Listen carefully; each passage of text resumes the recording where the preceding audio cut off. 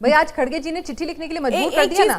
नहीं, खड़गे जी की चिट्ठी आप सुनिए ना, खड़गे जी ने लिखा ना कि भाई सर्वदलीय बैठक बुलाते, उसके बाद कमेटी को भेजते, भाई उनके सुझाव होते, भाई संविधान संशोधन हो रहा है, संविधान बदलने जा रहे हैं, तो 2/3 आपने कैसे तैसे करके जुगाड़ लिए, ठीक है।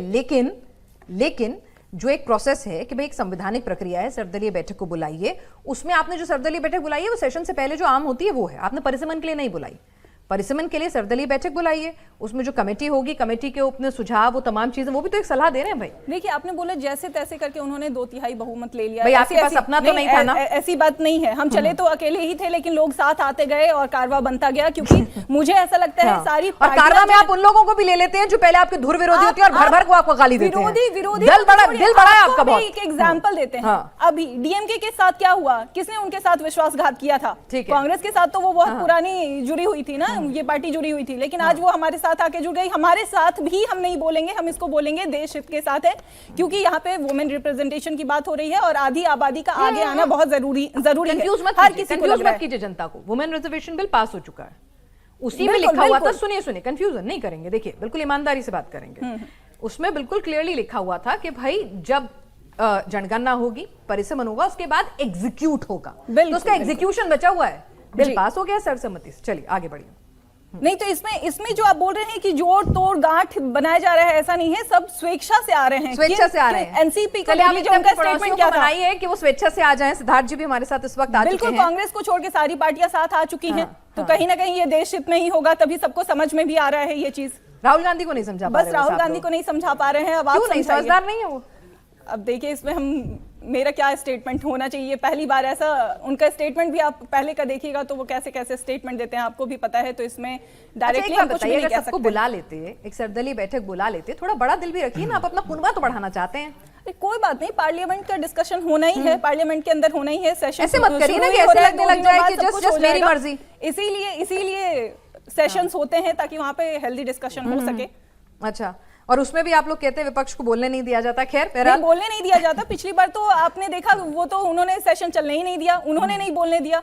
अच्छा, सारा टाइम बर्बाद कर दिया था। तो सिद्धार्थ जी भी हमारे साथ आ गए। सिद्धार्थ जी, मंगल मिलन हो जा रहा है, तो इस मिलन में 360 का नंबर क्रॉस हो जाएगा?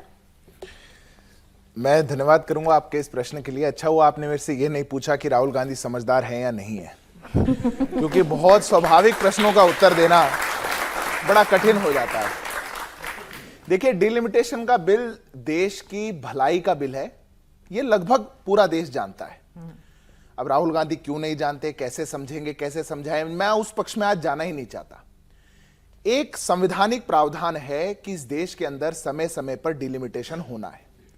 पहले जो देश के संवैधानिक संशोधन आया उसमें 2026 को कट ऑफ ईयर तब तक यहां फ्रीज करके यह तय कर लिया गया था कि उसके बाद यह होना है। अब हम 2026 में हैं, डिलिमिटेशन का बिल आना ही है। बहुत डिबेट देश भर में लगभग 4 दशक से डिलिमिटेशन के राउंड चल रही हैं, उत्तर भारत का कितना हो, दक्षिण भारत को कितना हो। देश की सरकार ने कहा कि हम सबके सोचते हुए एक फॉर्मूला लेकर के आते हैं कि 50% सीटें हम हर राज्य की बढ़ा देंगे, जनसंख्या बढ़ी, कम बढ़ी, ज्यादा बढ़ी, जैसे भी बढ़ी, ताकि किसी का प्रतिनिधित्व कम ना हो सके। अगर आज दक्षिण भारत की 24% सीटें देश की लोकसभा में, देश के सदन में हैं, तो वो आगे भी 24% ही रहेंगी, ना एक घटेगी ना बढ़ेगी। ठीक है सिद्धार्थ, ये हमारा विषय था। अब मैं बिल्कुल उस मुद्दे पर आ रहा हूं जो मुद्दा है। अब इस मुद्दे को लेकर के हम सबसे आह्वान कर रहे हैं, सब साथ आ रहे हैं। मुझे वो कारण आह्वान कर रहे हैं, नहीं, हम तो आह्वान कर रहे हैं और हम सबसे चाहते हैं कि सब लोग साथ आए। अब मुझे समझ नहीं आ रहा, और आप मुझे विनाश जी समझा दीजिए इस बात को, कौन से लोग हैं देश में जो अपना हित राष्ट्र के हित से ऊपर रखते हैं और इसका समर्थन क्यों नहीं करना चाहते, या आपकी डिबेट में क्या कारण है कि इसका समर्थन ना हो, इतना समझा दीजिए। बिल्कुल मैं समझूंगी, लेकिन एक चीज आप भी मुझे समझा दीजिए। आप सबसे आह्वान कर रहे हैं, मुलाकातें कर रहे हैं, भाई खड़गे जी एक सम्मानीय सबसे बड़ी लार्जेस्ट ऑपोजिशन पार्टी के नेता हैं, वो कह रहे हैं कि भाई काम कीजिए ना, आप सर्वदलीय बैठक बुला लीजिए। गलत तो नहीं कह रहे, वो कह रहे हैं उसमें जो सुझाव आए, देखिए ऐसा नहीं होता ना कि भाई मैं सत्ता में हूं, मेरे पास नंबर्स हैं तो सिर्फ मेरी चलेगी। संविधान संशोधन हो रहा है, ठीक है, आप चाहते हैं कि सब साथ आए, तो सबकी सुनिए भी तो सही। नहीं पिनाज जी, ऐसा भी नहीं होता कि जब हम सत्ता में है तभी सारे कानून लागू होंगे। 2009 में डिलिमिटेशन हुआ था, किसने बुलाई थी ऑल पार्लियामेंट्री मीटिंग, किसने सर्वदलीय बैठक बुलाई? आप जब आपका कुत्ता कुत्ता, हमारा कुत्ता टॉमी, ये कोई बात थोड़ी हुई। अच्छा अच्छा गब गब, कड़वा कड़वा थू थू। जब हम सत्ता में थे हम सारे उलट काम करते थे, ये सत्ता में आए तो सारे।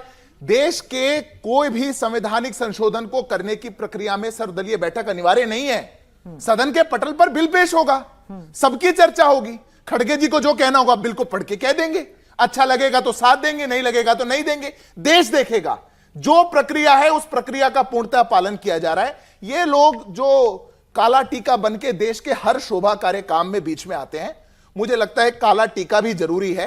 देश हित में बिल जरूर पास होगा, जब भी आएगा तब पास होगा।